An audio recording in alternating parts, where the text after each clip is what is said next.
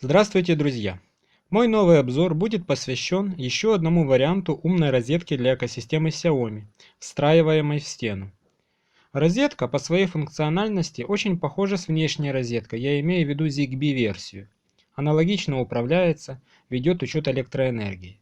Главное ее достоинство – это возможность настенного монтажа. Обо всем по порядку. Доставка. Покупал я эту розетку на AliExpress. Ссылка на товар, который я покупал, будет под этим видео. Продавец отправил быстро. Доставка в Украину бесплатная, курьерской службой Нова Пошта. Упакована нормально. Никаких претензий к продавцу не имею. Кроме почтового пакета с пузырьковой пленкой на внутренней стороне, сама коробка с розеткой также обмотана в слой пленки. Дизайн оформления коробки одинаков почти для всех устройств экосистемы умного дома Xiaomi. Это белая картонная коробка с полиграфией в сером цвете. Перечень технических характеристик содержится на задней стороне коробки, из которых стоит выделить следующие. Интерфейс ZigBee, для управления нужен шлюз. Мощность не более 2,5 кВт, но при токе не выше 10 А. Диапазон рабочих напряжений от 100 до 250 вольт, частота электросети 50 Гц. Размер 86 на 86 на 45 мм. Для этой розетки потребуется квадратный подрозетник. Также от себя добавлю, что нормально работает в системе Domotix.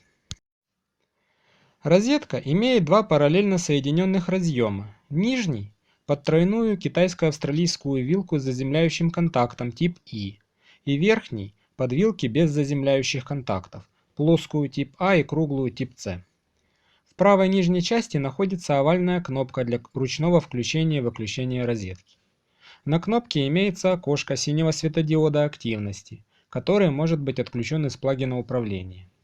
В комплекте с розеткой идет два винта для крепления в монтажную коробку. На задней стороне розетки расположены три винтовых разъема для фазы 0 и заземления. Еще раз уточню, заземление только под вилку тип И. Именно она меня интересует, так как розетка покупалась для управления бойлером, кабель питания для которого я взял, отрезав лишнюю часть от удлинителя Xiaomi CX-B6, про который я рассказывал в одном из своих недавних обзоров.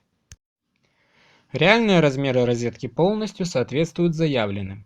Квадратная розетка со сторонами 86 на 86 и глубиной 45 мм. Для установки вам понадобится квадратная монтажная коробка.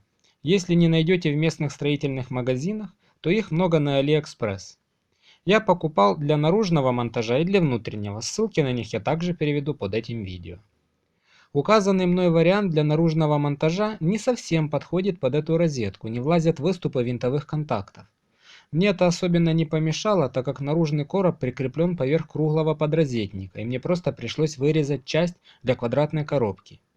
В короб для внутренней установки, на который я также дал ссылку, влазит без проблем. Декоративная крышка снимается при помощи чего-то плоского, подойдет даже старая кредитка. Под ней имеются два отверстия для винтового соединения с подрозетником. Подключение розетки происходит через плагин управления шлюзом и не отличается от подключения других розеток и датчиков.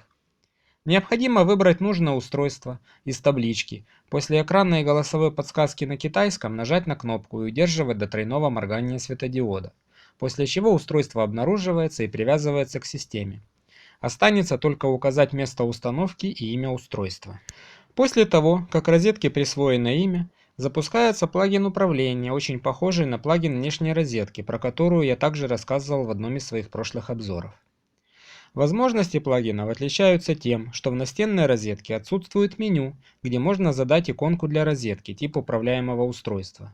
Зато есть гораздо более интересное меню – это максимальный предел мощности.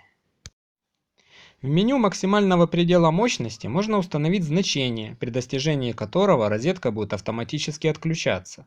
Это может быть намного полезнее, чем смена иконки.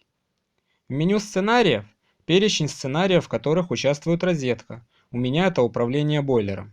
Всего 6 сценариев, 3 пары включения-выключения.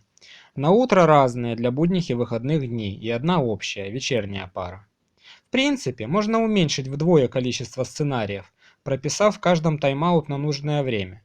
Но мне в таком виде удобнее отслеживать их запуск в журнале автоматизации. В меню общих настроек имеются пункты для переименования розетки, назначение в группу устройств, выбирается место установки, вывод ярлыка плагина на рабочий стол и обратная связь. В плагине управления шлюзом, аналогично с накладными ZigBee розетками и выключателями, иконка этой розетки появляется в панели контроля, что удобно для быстрого включения и выключения. Плагин розетки при выведении на рабочий стол имеет свой ярлык, позволяющий его не спутать с плагинами накладных розеток. Аналогично и в программе Mi Home на вкладке «Мои устройства».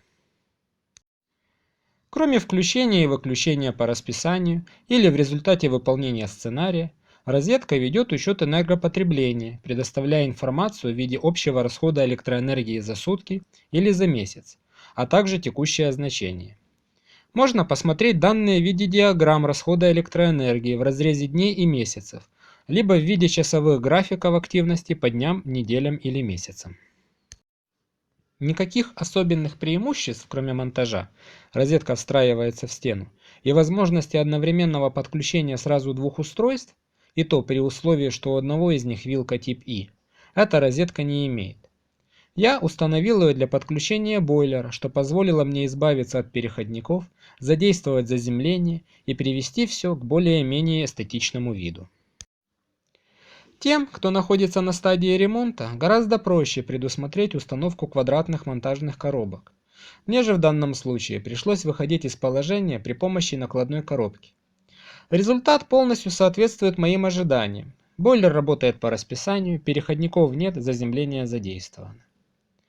На этом я буду заканчивать свой обзор. Спасибо, что посмотрели его, ставьте лайки, подписывайтесь на мой канал, скоро будет еще много интересных обзоров. До свидания.